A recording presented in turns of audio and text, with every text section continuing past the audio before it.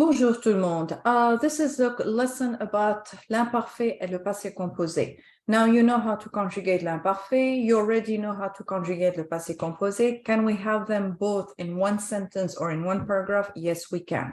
Both of them are past tense. So in this lesson, we're going to know when to use which tense, imparfait or passé composé.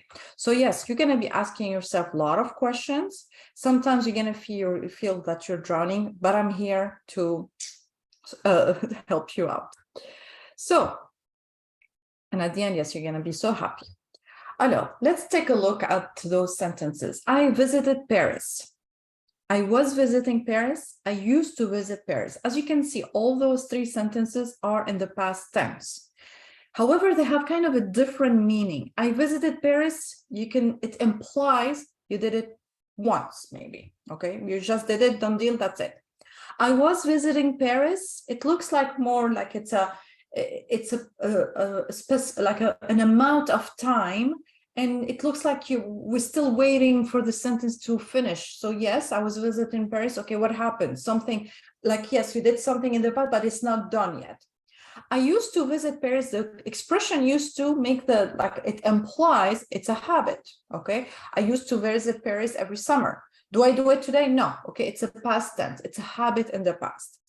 How I'm going to do that? I visited Paris. I'm going to say it, j'ai visité Paris. I'm going to use the passé composé. I did it once. I was visiting Paris. Je visitais Paris. I'm going to use the imperfect, imparfait, imparfait, imperfect. It's not perfect. It's not a perfect block of time. We may have the beginning, but we don't have the ending. So it's imperfect. So I was visiting. It's a action that's continuing in the past, but it's not ending. We don't know when it ends. So that's why you're going to use l'imparfait. I used to visit Paris. Same thing. You're going to use je visitais Paris, l'imparfait, because it's a habit in the past. So let's take a look at this small story. Quand j'étais petite, j'aimais bien répondre aux questions de la maîtresse parce que quand je répondais bien, elle me donnait des images. Mais un jour, Solange a levé le doigt, la maîtresse a interrogé Solange et Solange a eu des images avec mes réponses. Quelle injustice. So let's go over the meaning. When I was a kid, I used to like to answer the questions of the teacher's questions, because when I would answer correctly, she would give me pictures. Images, pictures. According to the American culture, it could be more stars or, those things. Mais un jour, but one day, Solange a levé le doigt. She raised her hand. So here, another cultural thing. In France, and at school, if you want to talk, we raise the finger. Make sure to use the right finger. So we use this is how we ask permission to speak. In the United States, culturally, you have to raise your hands. So if I need to translate that, I'm not going to say she raised her finger, but she raised her hand. So Solange a levé le doigt. La maîtresse a interrogé Solange. The teacher asked Solange, but Solange, she got the pictures with my answers because she was cheating. And that's not fair, okay? So let's take a look. Which verbs are in the imperfect tense? As you notice, we have été, aimé, répondez, and donné. All these are the imperfect tense. Let's take a look at the second paragraph. A levé, a interrogé, a eu. These are the passé composé.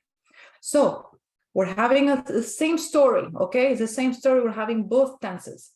As you can see, when I'm talking about setting the scene, quand j'étais petite, I'm going to tell you why am I so disappointed? Why am I so frustrated? Because I love those images. When do I get those images? Usually, it's a habit, when I answer correctly. So here I'm setting the scene. I'm telling you how whenever I would answer, like I used to answer correctly, she used to give me, it's a habit in the past.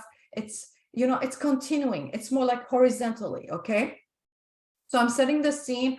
Nothing is happening per se. It's like just telling you what's coming up. Un jour, and this is your clue, okay? This is your cue. Un jour, this is what happened one day, because it happened only once. She raised her hand. The teacher asked her, she got the pictures, okay? So because it happened only on that day, it's not a habit that Solange has, that she raised her hand and used my answers, because otherwise I will kick her butt, but it's only one day. Because it happens only once, I'm going to use the passé composé. So again, imparfait, it's a habit several times. We don't have it, and you know, passé composé, it's toc, toc, toc, toc, once, okay? So let me show you here, l'imparfait. You use it for description, okay? It can be a physical or emotional description. Elle était pâle, okay? You see, she was pale. Elle avait peur, she was scared. Setting the scene, we use it a lot, you know, when you use those, when you tell those fairy tales. Once upon a time, there was a castle, there was this girl, she was cleaning the castle, you know, I'm setting the scene. One day, the prince decided to make a, okay? Setting the scene, le château du roi était très grand. The used to, the habit in the past, il disait ciao quand il partait. He used to say ciao when he used to leave, okay? As you can see, it's like a wave, because it's, again, it's imperfect. We don't have the beginning, we don't have the end. We might have the beginning, but we will never get the end, okay? Passé composé, it's more like a drop of water. It can be one action in the past. Ce jour-là, Solange a levé le doigt. On that day, she raised her hand. It's only once. It can be a sequence of action. Ce matin, j'ai pris mon petit déjeuner. Ensuite, je me suis habillée. Ensuite, je suis allée à Mansac. J'ai vu ma copine. So I'm telling you, ce matin. As you can see, these are the words that should guide you. This morning, this is what happened. Toc, toc, toc, toc. That's it. Interruption of ongoing action. This is the case when you're going to have both tenses in one sentence. Je lisais mon journal quand le téléphone a sonné. I was reading my newspaper when the phone rang. Did I finish reading my newspaper? No. But something interrupted it, which is the phone that rang. It rang once, okay? It's not a habit, okay? A precise period of time. Nous avons passé une semaine à Paris. You're going to tell me, well, this is a long time. Yeah, but I'm being specific. You know the beginning, you know the end. Une semaine, 7 days. It's one block of time. So yes, we're going to use le passé composé. So you have a lot of indicators. So this is just a few of them. As a matter of fact, if you go to your, here, on your Linko, you have way more. Those expressions, so to use l'imparfait, if you see autrefois, long time ago, pendant mon enfance, during my childhood, au lycée, in high school, souvent, often, toujours, always, le mercredi, on Wednesdays. Remember when you put the le means every Wednesday. De temps en temps, from time to time. What else you have here? When you're gonna use passé composé when you're telling a story, like, you know, there's a chronology, sequence. D'abord, first, puis, then, après, after, enfin, finally. When you are specific, when it happened, il y a une heure, 1 hour ago, il y a une semaine, 1 week ago, hier soir, yesterday evening. I'm being very specific. So yes, you're going to be using le passé composé. 3 fois, plusieurs fois, pendant une heure, 3 times, several times, for 3 months. Again, I'm being specific. Okay, and you have lots and lots of examples on those. So just for you to compare passé composé and imparfait. And let's go back in here. So here, for example, you have a story. Let me go back to slideshow. You have that story. Et alors, let's go for it. Joël était la meilleure élève. Joël was the best student. Here, I'm setting the scene. This is the circumstances I'm talking about. Joël voulait avoir toutes les images. She wanted to have all the pictures. Again, I'm setting the scene. Moi, j'étais plus gentille. I was nicer. I'm describing myself as being kind, as being nice. I'm going to use l'imparfait. Un jour, la maîtresse a arrêté d'interroger Joël. So one day, here's your clue. One day, the teacher stopped asking Joël. Alors, j'ai répondu aux questions. I answer to the questions. So, alors, that's another cue. This is when you're going to be using your passé composé. Joël était fâché. I'm describing Joël as being mad. So I'm going to use l'imparfait. Elle m'a battu. She hit me.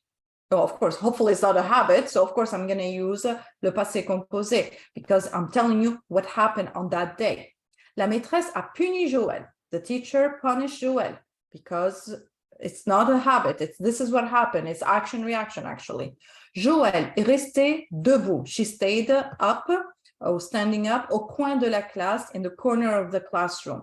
So because of that. So you see, that's a series of events. J'étais bien content. I was very happy, you see. So I'm describing myself as being very happy because this is what happened to Joël. On time me.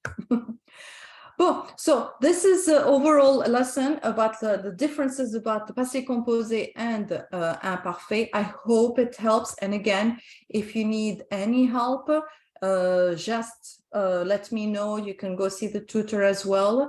And that would be it. Merci. Allez, au revoir.